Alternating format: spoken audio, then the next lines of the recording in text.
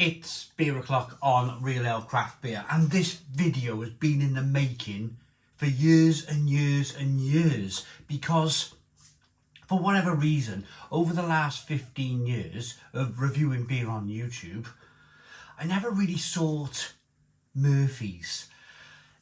Now, when I first got into beer 15 or so years ago when I started the channel, Murphy's was probably readily available in the UK. You could probably pick it up from most of the main supermarkets. But over the years, it started to disappear.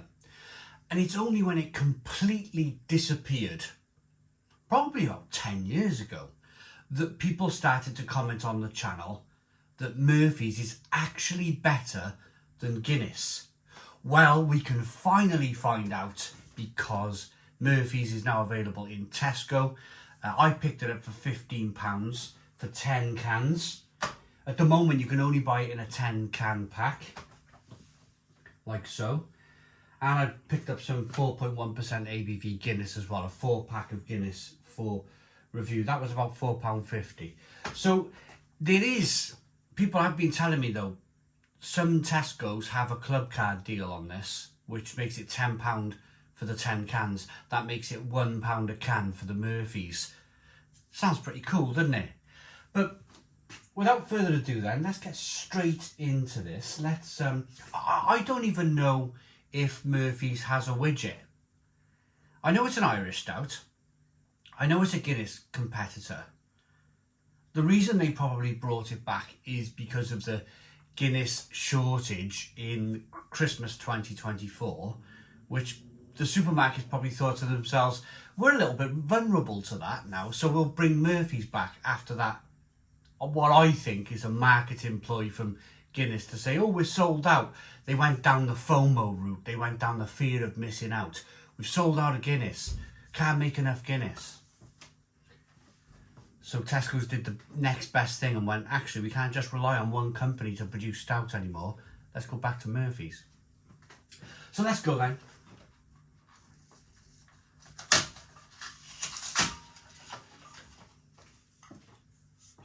Guinness Draught Stout. 440 milliliter can. This will have a widget in it.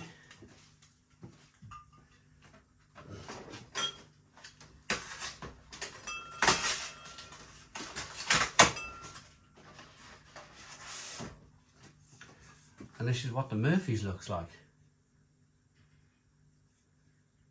4% ABV, 440 milliliter can, 4% ABV.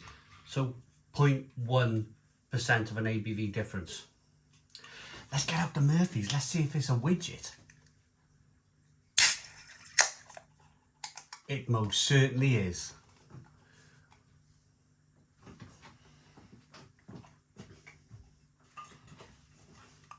Sound of the Guinness. More or less exactly the same. Bit of smoke on the 2 can openings too. Glassware. I'm using a Guinness glass, and for the Murphy, I don't have a Murphy's glass, so I've got something as similar as I possibly can get. There we go. Let's get the Guinness poured.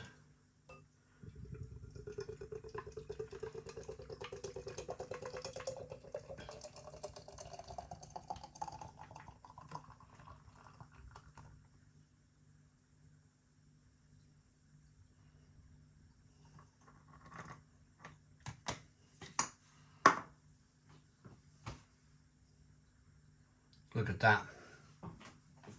Let's get the Murphy's poured.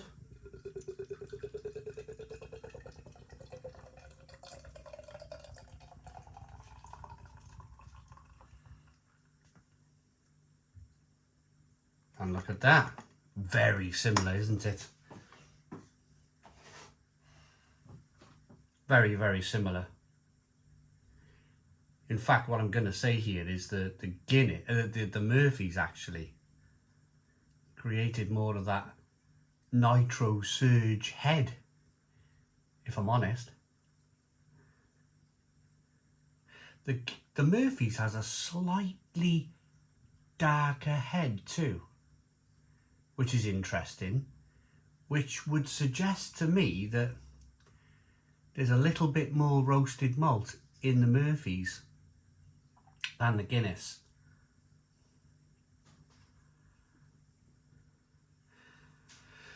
That's my guess so far.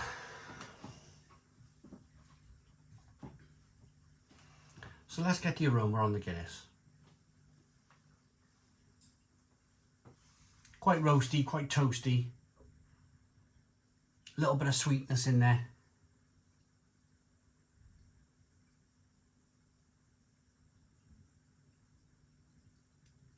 Quite a chocolatey batch this. A roasted malt coming through. The aroma on the Murphy's. Ooh. A little bit more roasty, a little bit more fruity too, like they might have added some more hops in the Murphy's.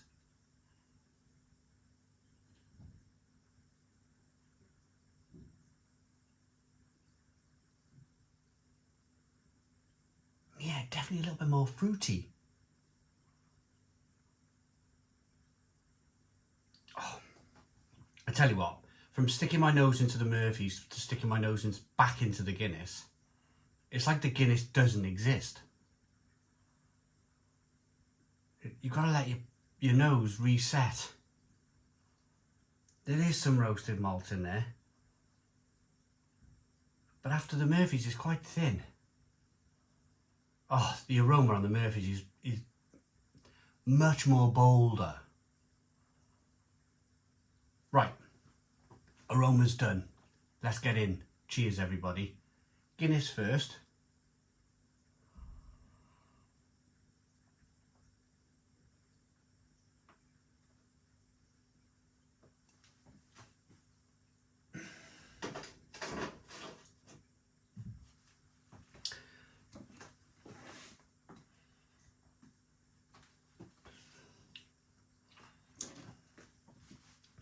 Bitter. A little bit thin. I always find Guinness Draught a little bit thin for a stout. A little bit watery. There's some roasted malt in it. It's not bad actually. It's not bad, but I said that on the initial aroma of the Guinness, didn't I? It was only when I got the aroma of the Murphy's that I was like, no, actually, this is quite weak. It's the reason why I drank the Guinness first.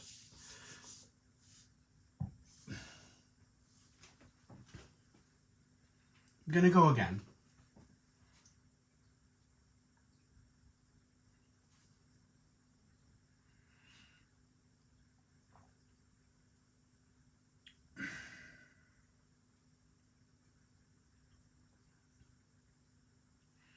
There's a bit of roasted malt there. There's a bit of toastiness to it.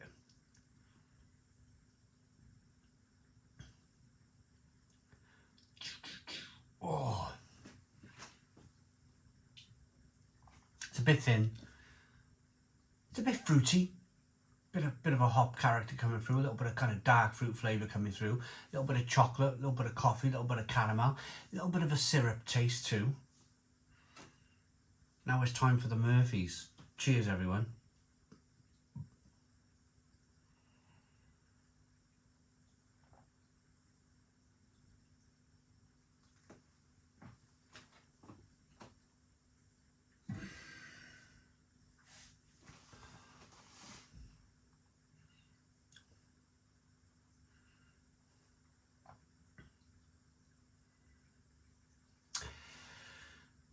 The Murphy's has more mouthfeel. The Murphy's feels a little bit more like a milk stout. It still has that similar astringent bitterness that the Guinness has, that kind of dark roasted malt flavour. It's a little bit more forward. It's a little bit more bolder. That's the word here. I said that the aroma of the Murphy's was bolder than the Guinness. The taste is bolder too. That bitterness that I'm experiencing on the back of the palate is lingering with the Murphy's. It's got a creamier, richer mouthfeel. The Guinness is a bit thin, which suggests to me that there's more roasted malt in the Murphy's because of that more creamier, richer mouthfeel. And then because of that more bitter taste that lingers a little bit longer. There's a little bit more roasted malt in the beer. But they're very similar. They're very similar. It's like marginal, if you like. It's bolder. The Murphy's is bolder in aroma and flavour. But it's not like it's a giant leap into the future. I've always found Guinness a bang average stout at best.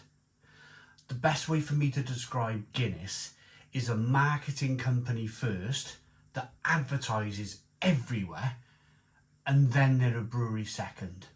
It's not like they think about the liquid before they think about their marketing strategy. Their marketing strategy is always first. It's always about advertisement, Six Nations rugby, sticking it in the right place. Even this Tesco Christmas, there's a Guinness shortage. I firmly believe that was a marketing strategy. I don't believe there was a Guinness shortage. I really don't. I can't imagine a sudden surge of people buying Guinness at Christmas time. I can imagine for St. Patrick's Day, which is around now, around the time I'm reviewing the beer, maybe. But you don't hear that same noise, do you? You don't hear that same, there's a Guinness shortage around St. Patrick's Day, which is more likely, much more likely to happen. So Guinness, marketing company first, then a brewery second. Let's give it one more taste and a rating. I just want to have a look at the side of the can to see who brews Murphy's. I've just realised I have no idea who owns or brews Murphy's. Guinness is Diageo. Spirits company own Guinness. Let's taste the Guinness then. Let's swirl them actually. Now I've drunk some of the beer, let's give them a swirl. They're very similar looking, aren't they? But you can tell by that lacing on the glass that the Murphy's looks more like a stout. You've got that kind of slight synthetic look to the head on the Guinness. Look at the synthetic lacing on the glass from the Guinness. Guinness. Murphy's.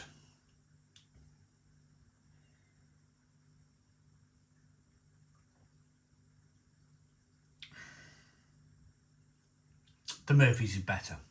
Personally, my personal opinion. Guinness for me, it's a meddling 6 out of 10. Guinness for me, meddling 6 out of 10. Murphy's for me, 7. 7 out of 10 for the Murphy's. I'm glad after all these years, 15 years of reviewing beer on YouTube, I finally have the opportunity to review Murphy's. Now I've got another 9 cans to drink. I'll save them for the weekend, or maybe St. Patrick's Day. Company. Amsterdam, the Netherlands. Heineken. There we go. Heineken UK. Brewed and canned in the UK by Heineken. So we have 2 big companies here competing. Heineken probably sniffed an opportunity, you know. When Guinness did that, there's a Guinness shortage at Christmas. I reckon Heineken really sniffed an opportunity there. They were quick. Like, hey, we'll brew some Murphy's. We'll get some Murphy's into Tesco. So Diageo, big spirits company, Heineken, massive brewery, one of the biggest breweries in the world. So for the people who don't know too much about beer, it's not like you're drinking craft beer. You're either choosing Murphy's and Heineken, or you're choosing Guinness and Diageo. Two massive companies. I hope you liked the video though. I enjoyed producing it. Please put your comments in the comments box, subscribe to our daily beer and food reviews, give us a big fat thumbs up. Boom, cheers.